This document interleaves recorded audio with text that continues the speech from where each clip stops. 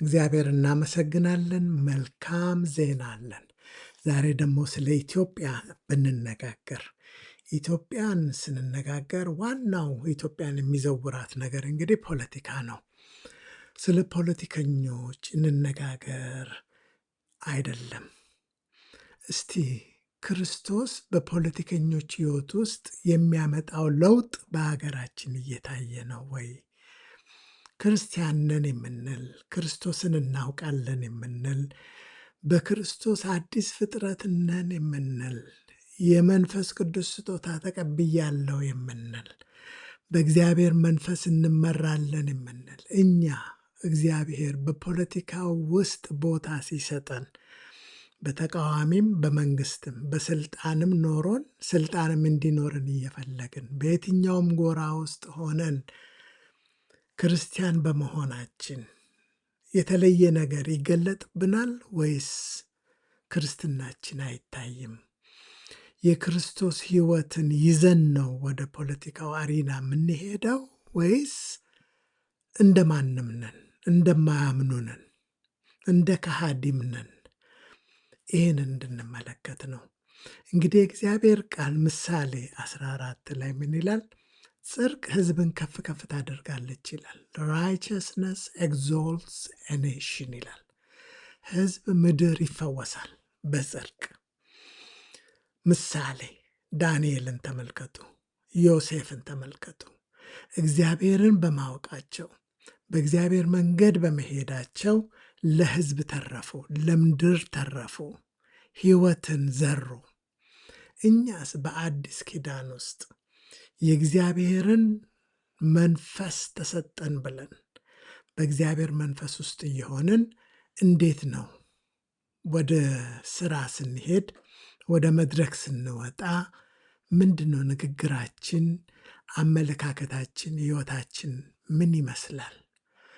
የክርስቶስን የፍቅር ቫልዩ እንደ ብርሃን እናበራለን ወይም ደግሞ እንደ ጨው ፕሪዘርቭ እናደርጋለን?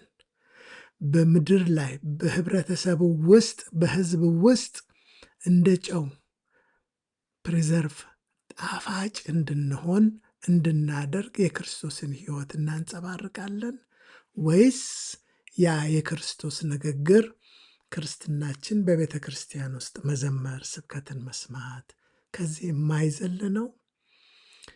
እንግዲህ እግዚአብሔር በጣም ለውጥ ያለው ትልልቅ ነገሮችን በእኛ ውስጥ ዲፖዚት አድርጓል። የሚያስተራርቁ ብፁዓን ናቸው የእግዚአብሔር ልጆች ይባላሉና ይላል። አካሄዳችን እንደዚህ ቶክሲክ በሆነ ኢንቫይሮንመንት ውስጥ ጥል በበዛበት በጣም አድቨርሰሪ በሆነበት ኢንቫይሮንመንት ውስጥ ምን አይነት ስፒሪት ነው የምንረጨው? ምን አይነት ሕይወት ይዘን ነው የምንሰማራው? ይህንን ነው እንግዲህ የሚያስጠይቀን። ወንድሜ ከኔ ይሻላል የሚል ስፒሪት፣ የትህትና መንፈስ፣ የወንድሜ ጠባቂ ነኝ የሚል መንፈስ፣ የሚሰጥ መንፈስ፣ የሚራመድ የሚያካፍል መንፈስ። ማነህ ተብለህ ስትጠየቅ ምንድን ነው ቶሎ የሚመጣው?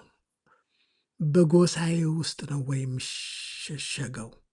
እኔ አማራ ነኝ፣ እኔ ኦሮሞ ነኝ በሚል ነገር ውስጥ ነው የምንራመደው ወይስ ለየት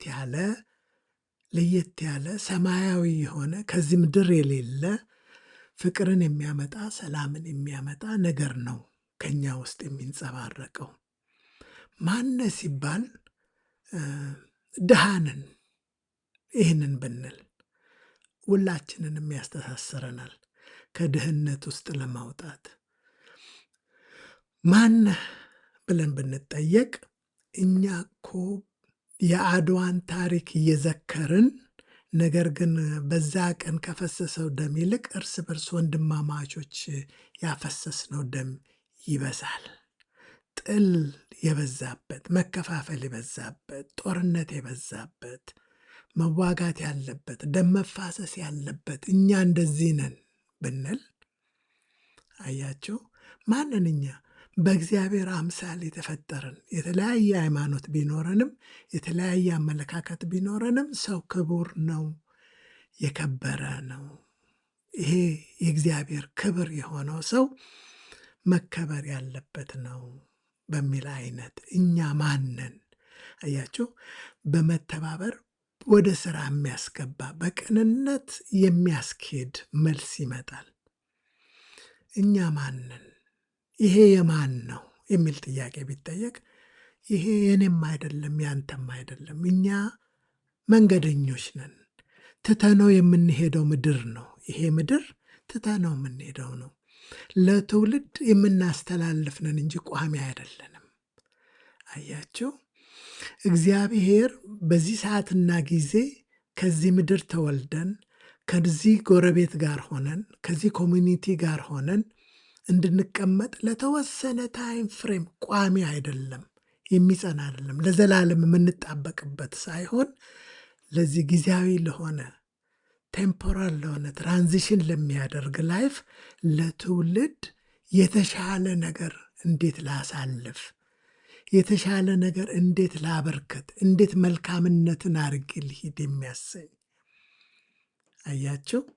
ይሄ ይታያል ወይ ነው ክርስትናነታችን ወይንም ደግሞ ክርስቲያን ነኝ የምንለውን ህይወት ይዘን ይንጸባረቃል ወይ? ፈውስን እያመጣን ነው ወይ? ህይወትን እያመጣ መቀባበልን፣ መዋደድን፣ አንድነትን እያመጣን ነው ወይ? ፍቅርን፣ ይቅርታን ይህንን እያሳየን ነው ወይ? ክርስትናችን በተቀመጥንበት ስፍራና በተሰማራንበት ቦታ ይታያል ወይ? ምንድን ነው ለውጡ? ምንድን ነው?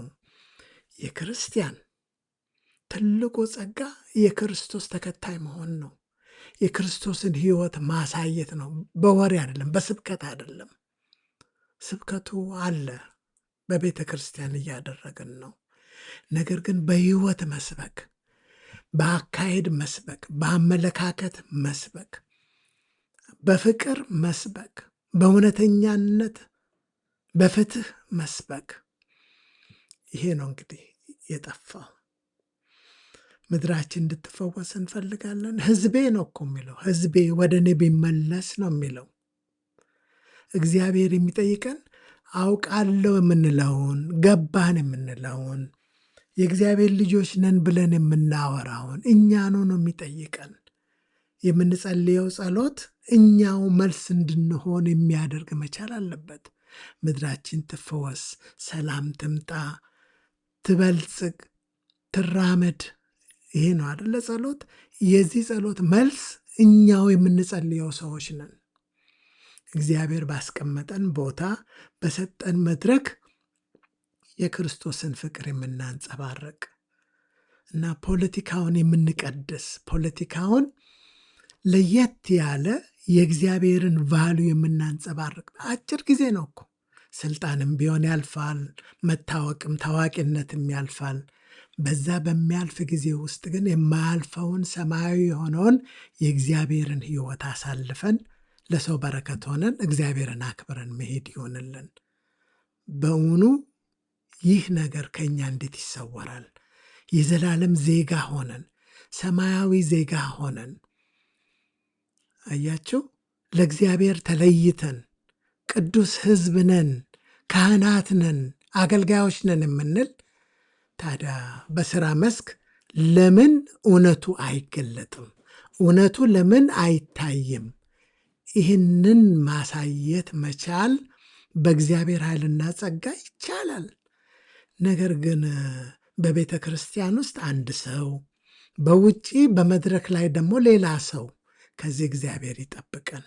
እግዚአብሔር እኮ ያየናል። በመኝታ ቤታችን ስንጸልይ፣ በቤታችን ስንጸልይ፣ በቤተ ክርስቲያን ስንጸልይ፣ እኔ አዲስ ፍጥረት ነኝ ብለን ስናወራ፣ የክርስቶስ ተከታይ ነኝ ብለን ስናወራ፣ አያችሁ እግዚአብሔር እኮ ያየናል። በመድረክ ላይ፣ በስልጣን ላይ፣ በፖዚሽን ላይ፣ በኢንፍሉዌንስ ቦታ ላይ ስንቀመጥ ደግሞ እንዴት እንደምንኖር እግዚአብሔር ያያል። የተደበላለቀ ነው ወይስ ልዩነት ኖሮን ልዩነት የምናመጣ ነን? ማንን እኛ? እንዴ ሁሉም ሰው አንድ አይነት መሆን የለበትም። ቫሊዩ ውስጥ ያለው ቫሊዩ ኦተንቲኬትድ ማድረግ አለበት ላይፋችንን። ማንን እኛ? የክርስቶስን ሕይወት ፍቅርን የምናንጸባርቅንን ሰውን ሁሉ በእግዚአብሔር እንደተፈጠረ በእግዚአብሔር አምሳል እንደተፈጠረ ትሪት የምናደርግ ሪስፔክት የምናደርግ ሃይ ሪጋርድ የምንሰጥንን ለነፍስ ለደም መፍሰስ የሚቆሰቆሰን የማያስተኛንን